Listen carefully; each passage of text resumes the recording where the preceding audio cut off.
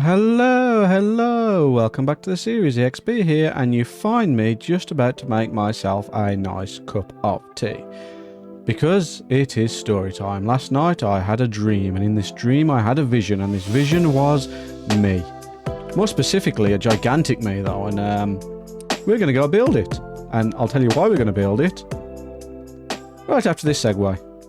Before we get into anything else today, I have some wonderful, wonderful things to share with you as well. I have received my first fan art. Official fan art, that is, as well. This isn't commission work. This is actual fan art, and I'm very excited to show it. So there's this one here by the very talented Yukon, which we've already had on the channel many times, their art. And in fact, the banner currently on my channel is Yukon. And I'd love to be able to say that this was my first ever, but Yukon was beat out by about 3 to 5 hours, I think, by Cat, and their art is here. And then they've also done another one in the meantime, which is here. This one is very specific, a callback to an old episode I did on my single player Let's Play world, where I was in a sauna, or more accurately, I was in my temple where I'm going to keep my villagers. But I asked if you knew what the room was going to be, and Axe, the shadow, said that they thought it was a sauna. So on the next episode, I did a skit where I was in a towel. Hence this. But honestly, regardless of anything, I absolutely love them both. And I didn't think when I started this channel all of, well, say 2 years ago, 3 years ago, when I started playing Minecraft on this channel, that it would lead to me actually having people draw pictures for me. That is just, it blows my mind, and I am also very humbled and very happy about the fact that they do. So thank you, Yukon. Thank you, Cat. And let's carry on with the episode, shall we? I mean, it's not really that much of a segue. We just need my little friend here. Because my friend is going to come on a journey. Because you are crucial. Also, don't ask me why my advancements have reset. I have absolutely no idea how that's happened.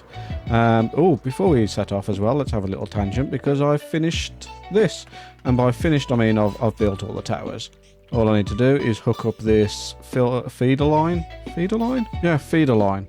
I suppose it'll be a feeder line because it feeds into the system. And hook that up to the other one, fill it with water, and then this system is 100% ready to go. Oh, I need to actually do the filters as well. And then it's 100% ready to go. So it's currently about 75% ready to go. But let's just grab these as well and head off to where we need to be.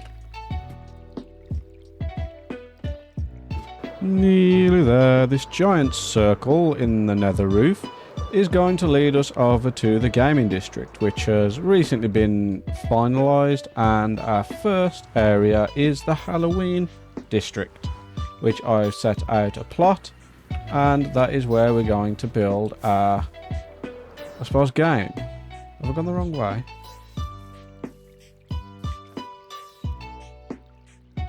Where's my stuff?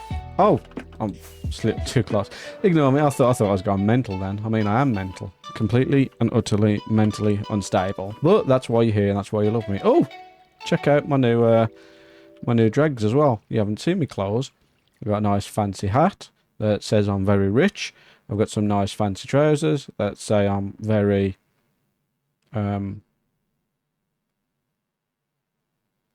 emerald. And some quartz on my boots. I didn't quite know what to put, but yeah, I like the fit. I do. It's the first time I've actually used these trims, and yeah, it's not bad. Not bad. But anyway, I'm digressing. Let's get our build done, and then we'll talk about what we're actually going to build here. Well, not build. The game we're going to create. Yeah? Deal? Okay. Time lapse. Unless it dies, and then I'm just going to cut to me have built it, because you know how these time lapses have been recently.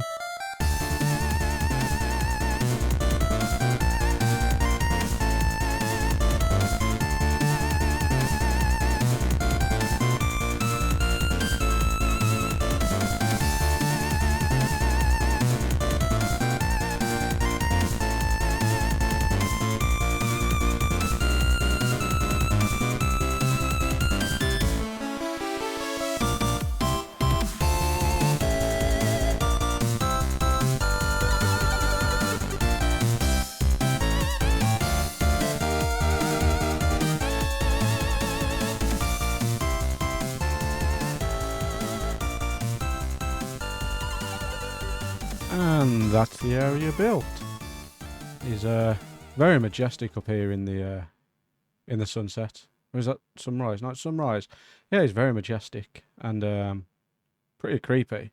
But it's not too important what it looks like here. Let's just turn those off for a sec. This will be the walkway, the entrance. So you'll come round here and you'll look at him and think, oh, he's fancy. I wonder what he's for. And then you'll keep going. You'll notice this hole. You'll be like, oh, so what's down here? It's the salmon that's supposed to be in the head, leading into this room, which is where we're going to set up our game, which our game is going to be very simple. It's not really a game, it's a button. And this button is going to be trick or treat. So if we go into free cam, we can see that we are very close to a zombie spawner. This zombie spawner is going to spawn zombies, and they're going to sit on a little block here. And, well, let's go into my redstone testing world and I'll show you. Welcome to my testing world. I am not mumbo jumbo, but I am making redstone and other contraptions, which you may have seen before. But yeah, let me talk you through this actual contraption. So this is the first game I believe I've ever built, and it is a very simple game of chance, which basically you've got shovels and 4 blocks in here. When you press that button, one of them will travel down here into this hopper. And this hopper will give out a signal depending on whether it is a single item. It will give a signal of 1. So a signal of 1 will reach here and unlock this, allowing this block to move and drop the zombies. That's your trick. But if you get a shovel or a non-stackable, don't know what I'm using yet, it will send a signal of, is it 3, 4? I'm not sure. It might even be full. But it makes it all the way to here, and this will then lock that before it can get to that block to unpower this, and then send the signal into here. So if we just do a quick test run, we are going to get swarmed by zombies. There we go. And if we do it again, we get another one of them. Another bunch of zombies. And then a shovel. A prize! And that is how it's going to work. All I need to do now is work out if I'm going to have this on a ticket system or just a button for anyone to press willy-nilly. Also need to work out how to get zombies here. Now, luckily, the spot I chose for... I say luckily, I actually specifically chose the spot because it was above a spawner. So, we've got an infinite supply of zombies, which is nice. I just need a way of collecting them and having them not despawn. So I think I'll load a few into a chamber, put pumpkins on their heads and leave them there, say 5 at a time, and then load several chambers. So I've got 5, and then I'll just get them to fall into this place when I'm ready to reload it. It would be nice if I could have it to auto done so people can just, you know, trick or treat their way, but I think to actually get... Or if I build this far enough down and have the zombies automatically land in here, as long as I've got 1 to begin with. Maybe. I don't know. We can think about that part when we get to it anyway. First of all, we need to go and build this in the actual server. On the actual server, not in the server. God help if I could use my words. Anyway, let's do some funky transition, shall we? I'm just going to go... and there. So back on the server, you know roughly what I'm doing. It's just about actually doing it now, which I don't know if I'm doing this week. I really don't, because I've got the idea there. I've got to set it all up, but I'm just running a little bit out of time. There isn't really anything else I can do, but I've got tonight. I've got about 2 hours. Well, an hour and a half tonight, and then a bunch of time tomorrow to get it done and get this video out ready for Sunday. So what I think I'm going to do is decorate this room, sort out the bubble column, and yeah, I don't know what else. Like, we're at 7 minutes now, which isn't a great deal, but... Oh. I'm about to fail this 100 times over. Oh, we managed, we survived. Okay, ow. Never mind. Yeah, we need to find something else to do. is the point I'm trying to make. Now, we've got an entire chunk, I suppose, almost to mine out here. So we're going to have a little bit of a yap session while I do this. So first of all, let's plonk you on there. Where should we start? Start with the walls. So I need to go 2 out on all of them. And I currently have no storage space. Doesn't really matter. I don't actually know when I want the cobbles. But yeah, the yap session we're going to do. Yap session? The yap session we're going to do today is going to be about Mr. Musk's brilliant and fantastic changes to his brilliant and perfect website that he made perfect himself. He definitely hasn't ruined it every step of the way since overtaking it, Mr. Musk. No. But yeah, another mass exodus of Twitter to Blue Sky has just happened, and that is because they've updated the block functionality to make it fundamentally useless. Now, this is just one part of it. There is another bigger thing to talk about, but basically now, instead of blocking someone and someone being blocked, you now have the option to see all of their stuff and not be able to interact with it, while they can see all your stuff and not be able to interact with it. So, stalkers can still stalk. Ultimately, that's the only thing that it changes, is the fact that stalkers can stalk. Like, the argument and use case that they've mentioned for it was that it helps stop the spread of misinformation by people that are blocked, which to a very small extent it does do, but nowhere near as much as it opens up vulnerabilities for people who have been stalked to start being stalked again. You have to worry about your personal data every step of the way, and it's just overall a really bad idea when functionality-wise I can't see why it would make any difference. And stalking is the only legitimate use case I can think of as to why they'd instate it this way. And if there's one thing you should know about Elon Musk, it's that he is incapable of letting go of the mistakes he's made. And so now he has to live with the fact that his kids want nothing to do with him. His ex-wife wants nothing to do with him. And yeah, that means he's now that means he's now turned into a weirdo stalker. And that is the result. That is the reason, ultimately, for this change. That's the only thing I can think of. That's an opinion. I can't say for sure. I mean, allegedly. Yeah, allegedly this is why he's done it. Like that's my opinion. Is that's how it feels like he's done it for these reasons. But I can't 100% say that for sure that is true. But the other thing that's changed is something that hasn't actually changed, but has just been explicitly put down in words, and that is that anything you upload to Twitter can and will be used to train Grok. And God knows why it's called Grok. I mean, if I didn't hate AI enough already, Grok is just such an awful name. But yeah, this it sounds concerning, and it is, but it's a topic I brought up before. It's not new. It has always been the case that any social media you sign up to, you sign a non-exclusivity deal for anything you upload there of your own likeness or of your own work, which is why you have to be very careful.